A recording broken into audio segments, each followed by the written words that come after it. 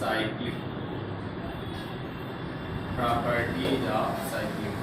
Properties of cyclic group, इसमें 3 या 4 property होंगी और आप इसको याद भी रखिए, ठीक है। Properties of cyclic group, if cyclic group is finite, if cyclic group is finite. Finite का मतलब क्या होगा, इसमें नंबर ऑफ एलिमेंट जो हो वो फाइनाइट, ठीक है।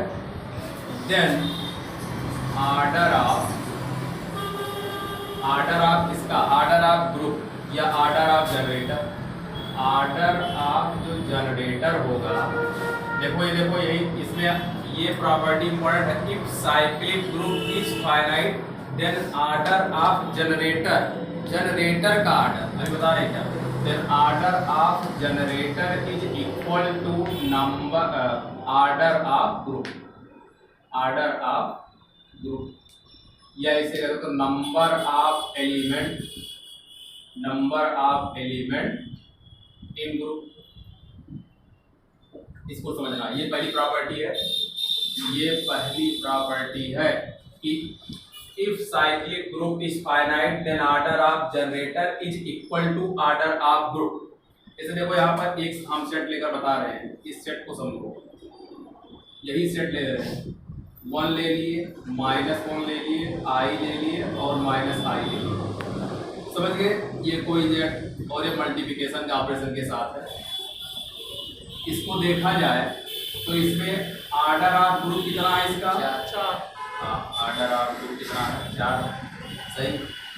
ऑर्डर ऑफ जनरेटर का ये मतलब है कि कितनी बार उस जनरेटर को यूज किया जाएगा कि ये सब एलिमेंट आ जाए। तो i को यदि हम एक बार यूज करेंगे तो i आएगा, i का दूसरी बार तो ये -1 आएगा, i को 3 बार करेंगे तो ये क्या आएगा, ये क्या आएगा, तो ये माइनस i आएगा, और i को 4 बार यूज करेंगे तो क्या आएगा, 1 आएगा। इसका मतलब है कि i जनरेटर है और जनरेटर का जो ऑर्डर है कितना है, 4। एक बार किया तो ये आया, एक बार किया तो ये आया, एक बार किया तो ये आया, एक बार ये किया तो ये आएगा। इसका मतलब आपको सिंपली किसी भी ग्रुप या साइक्लिक ग्रुप है और वो फाइनाइट, ठीक है, ये वो फाइनाइट है, नंबर ऑफ एलिमेंट उसमें निश्चित है और वो साइक्लिक ग्रुप है, तो जितना ही ऑर्डर ऑफ मतलब ऑर्डर ऑफ ग्रुप होगा वही ऑर्डर ऑफ जनरेटर होगा।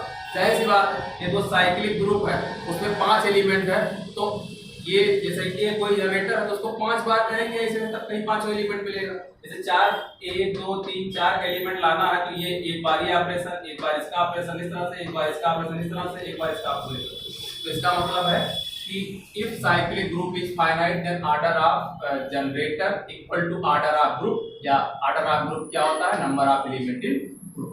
ये पहली प्रॉपर्टी हो गई, ठीक है। दूसरी प्रॉपर्टी है इसमें, दूसरी प्रॉपर्टी, हाँ ये देखो, ये पहली दूसरी प्रॉपर्टी, ये सब नोट होना चाहिए। दूसरी प्रॉपर्टी देखो यहाँ, इन साइक्लिक ग्रुप, ये हम कल बता चुके हैं, in cyclic group, in cyclic group A is generator, A is generator, then A inverse is also generator.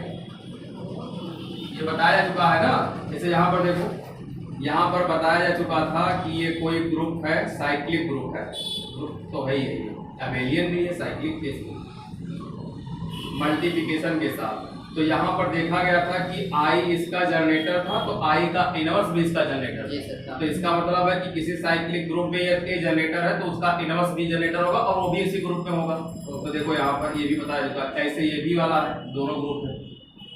इसमें देखा जाए तो i एंड -i जनरेटर, और इसमें देखा जाए तो omega and omega square generator, कल बताया गया था इसको। इसका मतलब है, और यहाँ पर देख सकते हो ये इसका इनवर्स है, ये इसका इनवर्स है, ये इसका इनवर्स है, ये इसका इनवर्स है। इनवर्स की प्रॉपर्टी जानते हो ना कि ए बी का इनवर्स हो, बी ए का इनवर्स हो, दोनों का ऑपरेशन लेने पर उस ग्रुप की आइडेंटिटी मिल जाती है, ठीक है।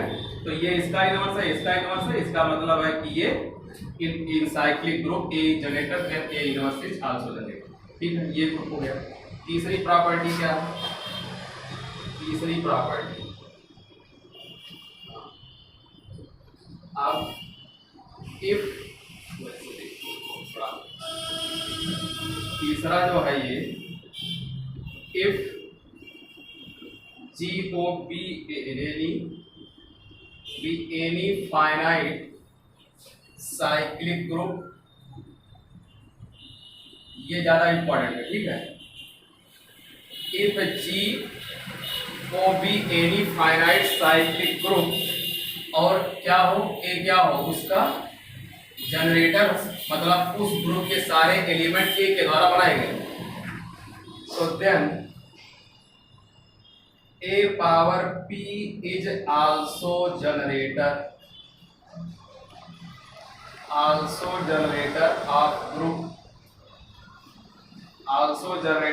group, बस क्या होना चाहिए, if P is prime हो, क्या हो, प्राइम हो 2n के साथ, समझ लो।